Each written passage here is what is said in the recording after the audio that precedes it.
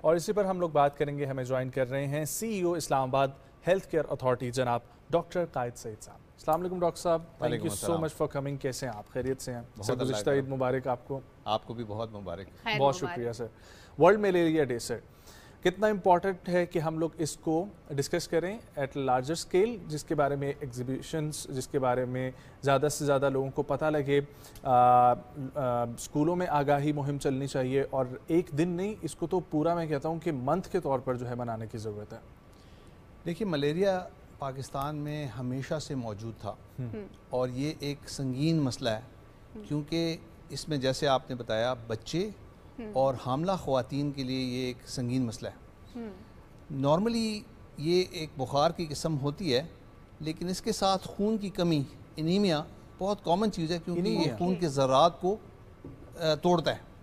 اس لیے وہ لوگ جن میں آلریڈی خون کی کمی ہے, ہماری غذائی سچویشن پاکستان کی ایسی ہے کہ یہاں پہلے ہی پروٹین کی کمی ہے, اور ساتھ وہ بچے جہاں سٹنٹنگ بھی بڑی کامن چیز ہے, گروتھ ادھر بھی مشکل ہے باقی وجوہات کی وجہ سے, تو ملیریا ایک ایڈیشنل برڈن کاز کرتا ہے ان بچوں پر, حاملہ خواتین کے اوپر, یا وہ لوگ جن کو اور بہت سی بیماریاں لاحق ہوتی ہیں. جیسے کہ آپ نے بتایا کہ یہ سیزن شروع جب ہوتا ہے گرمی کا, اور جب نمی ہوا میں زیادہ ہو جاتی ہے خاص کر بارشوں کے بعد, تو یہ جو مچھر ہیں ان کی تعداد بڑھنا شروع ہو جاتی ہے. اور اس وقت پاکستان میں ایک ڈبل برڈن کریٹ ہو چکا ہے, ایک طرف ملیریا ان مچھروں کی وجہ سے بہت پھیل رہا ہے, دوسری طرف ڈینگی بہت پھیل رہا ہے. اور سارے شہر, خاص کر اسلام آباد, پنڈی, لاہور, میجر جو ہمارے شہر ہیں, بڑے شہر, وہاں تو یہ دونوں بیماریاں ساتھ سائیڈ بائی سائیڈ چل رہی ہیں, اور بہت سی اموات اور بہت سی تکلیفات ان دونوں بیماریوں کی وجہ سے ہو رہی ہے, اور دونوں مچھروں کی وجہ سے ہو رہی ہے. صحیح. ڈاکٹر صاحب, ملیریا اور ڈینگی ظاہر ہے دونوں, کیا یہ دونوں مختلف طرح کے مچھروں کے کاٹنے سے ہوتے ہیں, اور کیا ان کے سمٹمز بھی الگ الگ ہوتے ہیں دونوں کے؟ بہت امپورٹنٹ ہے کہ یہ دونوں مختلف مچھروں سے ہوتے ہیں. ایک انوفیلیز مچھر ہے جو کہ ملیریا کاز کرتا ہے, اور ایک ایڈیز ایجپٹائی ہے جو کہ ڈینگی کاز کرتا ہے. دونوں کے بیہیویئرز بھی تھوڑے سے جدا ہیں. جیسے جو ملیریا کا مچھر ہے یہ رات کو کاٹتا ہے, اور جو ڈینگی کا مچھر ہے یہ دن کو کاٹتا ہے. ملیریا کا مچھر جو ہے یہ پرورش پاتا ہے گندے پانی میں, یا وہ پانی جو کہ ہمارے گھروں کے آس پاس کھڑا ہوتا ہے, جبکہ ڈینگی کا صاف پانی کا مچھر ہے, خاص کر ہمارے گھروں میں جو ہم نے گملے وغیرہ یا ڈیفرنٹ چیزیں بنائی ہوتی ہیں اس کے اندر جو پانی کھڑا ہوتا ہے اس کے اندر یہ پرورش پاتا ہے. تو دونوں کے بیہیویئرز ڈیفرنٹ ہیں, لیکن دونوں ایک خطرناک بیماری کی صورت میں سامنے آتے ہیں, اور ڈینگی تو بہت ہی نقصان پہنچاتا ہے اور بہت سی اموات بھی ہوتی ہیں. لیکن ملیریا بذات خود, جیسے کہ آپ نے بتایا, خاص کر پاکستان میں ابھی جو پچھلے سال بہت سے سیلاب آئے, تو وہاں پر 88 ڈسٹرکٹس پاکستان میں ایسی تھی جہاں ملیریا کا برڈن 3 گنا بڑھ گیا. سندھ میں 3 گنا زیادہ ملیریا رپورٹ ہوا, اور بلوچستان میں 2 گنا زیادہ رپورٹ ہوا ایک سال پہلے سے. میں یہ پوچھنا چاہ رہا تھا کہ اس وقت پاکستان کی ریشو کیا ہے, پاکستان میں کیا سچویشن چل رہی ہے ملیریا سے ریلیٹڈ, اور دوسرا یہ کہ فیسلٹیز کیا کیا اویلیبل ہیں ہمارے پاس؟ جی, پاکستان میں ملیریا ہر سال پہلے سے زیادہ بڑھتا ہوا نظر آ رہا ہے, اور گورنمنٹ نے بہت مضبوط پروگرام شروع کیے ہیں ملیریا کنٹرول کے, جس میں بہت سے طریقے ہیں. اس میں انسیکٹیسائڈ ٹریٹڈ بیڈ نیٹ, جس میں یہ مچھردانیاں ہوتی ہیں جس کے اوپر ایک دوائی, خاص قسم کی دوائی لگائی جاتی ہے, وہ اس کا فری ڈسٹریبیوشن ہے. پھر اس کے اندر ڈائگنوزس کے لیے ریپڈ ٹیسٹ کٹس اب آ گئی ہیں, جو کہ آپ کو 15 منٹ کے اندر فوراً رزلٹ دیتی ہیں. نہ صرف یہ بتاتی ہیں کہ ملیریا ہے یا نہیں, بلکہ یہ بتاتی ہے کون سی قسم ہے. ملیریا میں بھی 2-3 قسمیں ہیں, وائیویکس کی ہیں اور فیلسی پیرم کی ہیں, اور یہ فیلسی پیرم ملیریا جو ہوتا ہے یہ زیادہ خطرناک ہوتا ہے کیونکہ دماغ کو اور یا کڈنیز کو نقصان پہنچا سکتا ہے. تو یہ بھی فریلی اویلیبل, اور پھر دوائی بھی مکمل طور پر فری اویلیبل ہے. گورنمنٹ فیسلٹیز جتنے ہسپتال یا بی ایچ اوز وغیرہ ہیں سارے پاکستان میں فری اویلیبل ہے. تو میں سمجھتا ہوں کہ ہمیں بہت بڑی آگاہی کی مہم چلانی چاہیے ہماری عوام کے لیے, کہ ہمارے پاس ایک طرف پریونشن کے میتھڈز موجود ہیں, جس میں ہم نے بتایا کہ انسیکٹیسائڈ ٹریٹڈ بیڈ نیٹس یا مچھردانیاں موجود ہیں, دوسری سائڈ پر اسپرے کی سہولیات موجود ہیں, اور تیسری سائڈ پر یہ دوائیاں اور ٹیسٹ موجود ہیں جس کے استعمال سے آپ فوراً اپنی بیماری پہ قابو پا سکتے ہیں, اور جو اس کے نقصانات ہیں اس کو روک سکتے ہیں. سر, چھوٹے بچوں میں اس کی شرح زیادہ ہونے کی کیا ریزن ہے؟ آپ نے جیسے فرمایا ابھی تھوڑی دیر پہلے کہ بچوں میں امیونٹی اس لیول پر ڈیولپ نہیں ہوتی. دوسری, ہم جس علاقوں میں رہتے ہیں ہم وقت کے ساتھ ان مچھروں کے کاٹنے کی وجہ سے ایک امیونٹی ڈیولپ کرتے ہیں آہستہ آہستہ, اور اسی لیے ہمارے لوگوں میں ملیریا اتنا کامن نہیں ہے. لیکن اگر کوئی دوسرے علاقے کے لوگ یہاں آئیں, جیسے امریکہ یا انگلینڈ جہاں انہوں نے ملیریا کو ختم کر دیا ہوا ہے, تو ان کے لیے زیادہ خطرہ ہوتا ہے کیونکہ ان کی امیونٹی نہیں ڈیولپ ہوئی ہوتی.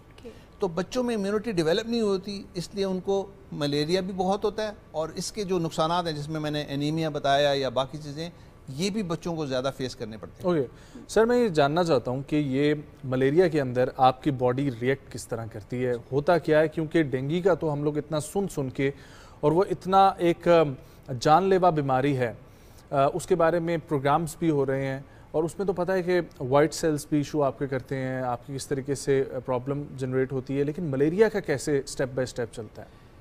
ملیریا کا جو مچھر ہے جی, یہ انفیکٹ بھی انسانوں سے ہوتا ہے. تو ایکچولی انسان کے اندر جو اس کا پیراسائٹ ہے وہ موجود ہوتا ہے, اور جو ایکٹیویٹ کرتا ہے جی, بعد میں, اور وہ مچھر جب انسان کو کاٹتا ہے تو وہ خود انفیکٹ ہو جاتا ہے ملیریا پیراسائٹ سے, اور وہ اس کے اندر اس کے پیراسائٹ پرورش پاتے ہیں, اور پھر وہ جب دوسرے انسان کو کاٹتا ہے تو ملیریا کے پیراسائٹ اس میں چلے جاتے ہیں, اور پھر ملیریا ہوتا ہے.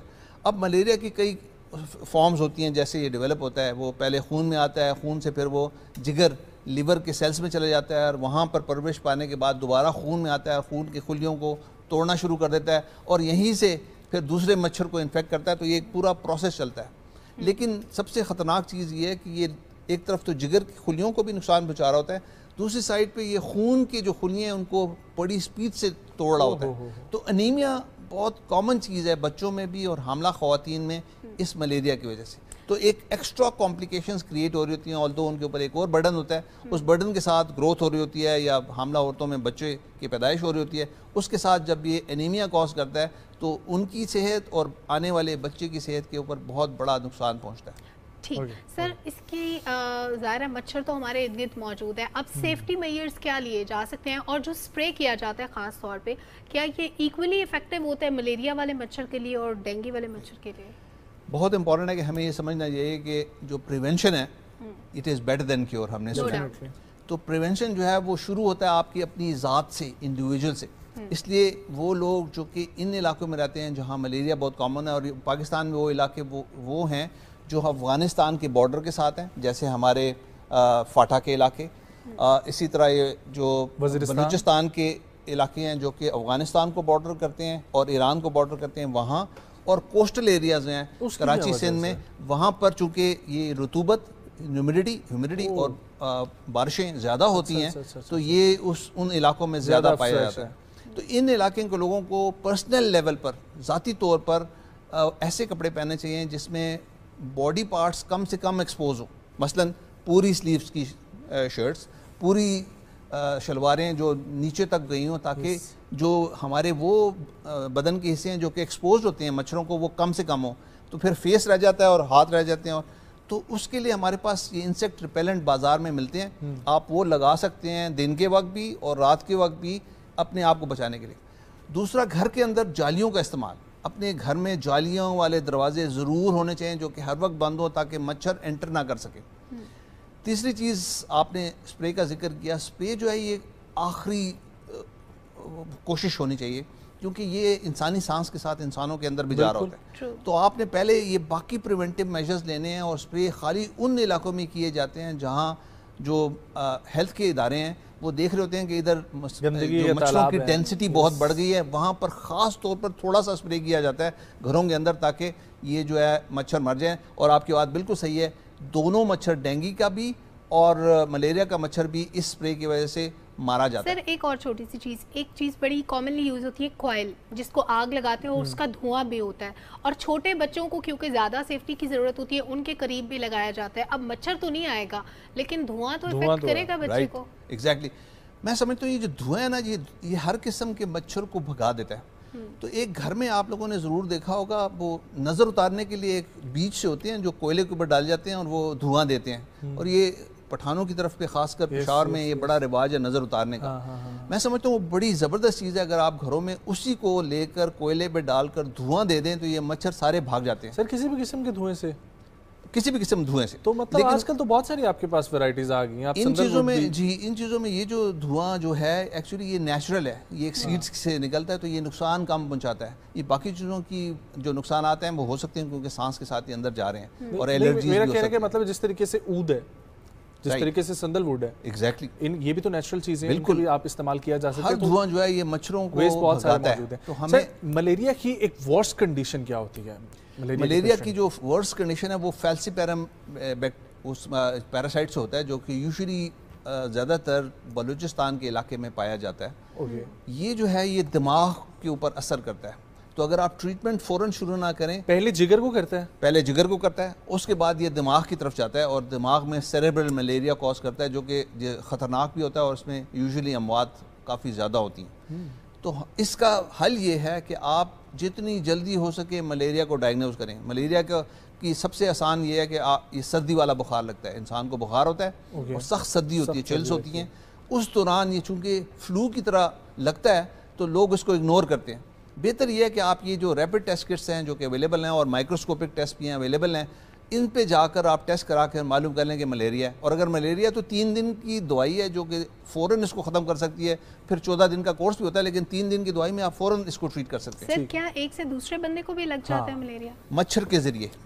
ہاں, لیکن خون کا انتقال, اگر آپ نے خون کا انتقال کر لیں, بلڈ ٹرانسفیوژن جو پراپرلی اسکرین نہ ہوا ہو تب یہ ہو سکتا ہے, اور آرگن ٹرانسپلانٹ میں بھی یہ ہو سکتا ہے, لیکن یہ وہ ریئر قسمیں ہیں جس میں یہ ٹرانسفر. اور اگر عام مچھر نے افیکٹڈ بندے کو کاٹ کے دوسرے بندے کو کاٹا تو اس کو بھی ہو جائے گا؟ ایگزیکٹلی. تو مچھر انفیکٹڈ مریض سے جراثیم کو لیتا ہے اور پھر نارمل انسان میں انجیکٹ کرتا ہے اور اس طرح اس کو بھی انفیکشن ہوتی ہے اور پھر یہ سائیکل ایک سے دوسرے تک منتقل ہوتا ہے. سر ہم لوگ ملیریا ڈسکس کر رہے ہیں تو ملیریا کے حوالے سے ہی یہ مچھر کی بیماری ہے. تو مچھر کی ایک بیماری اور ڈینگی ہے جس کے بارے میں ہمیں پتہ ہے.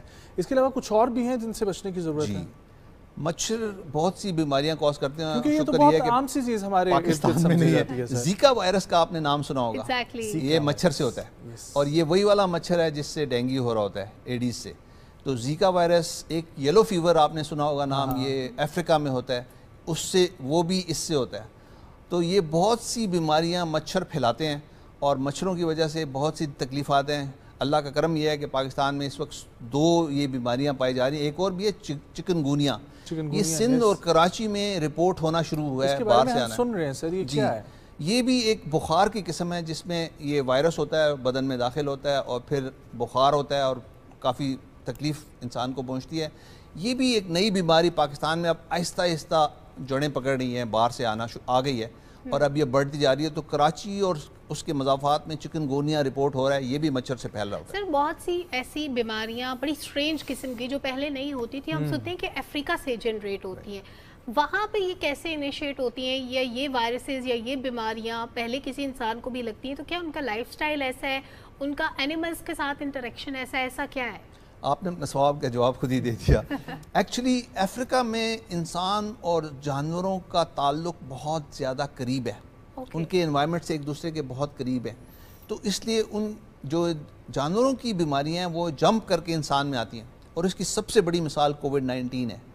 کووڈ-19 جو ہے وہ ایک وائرس ہے جو کہ ایکچولی جانور سے جمپ کر انسان میں آیا اور ساری دنیا میں تباہی پھیلا دی.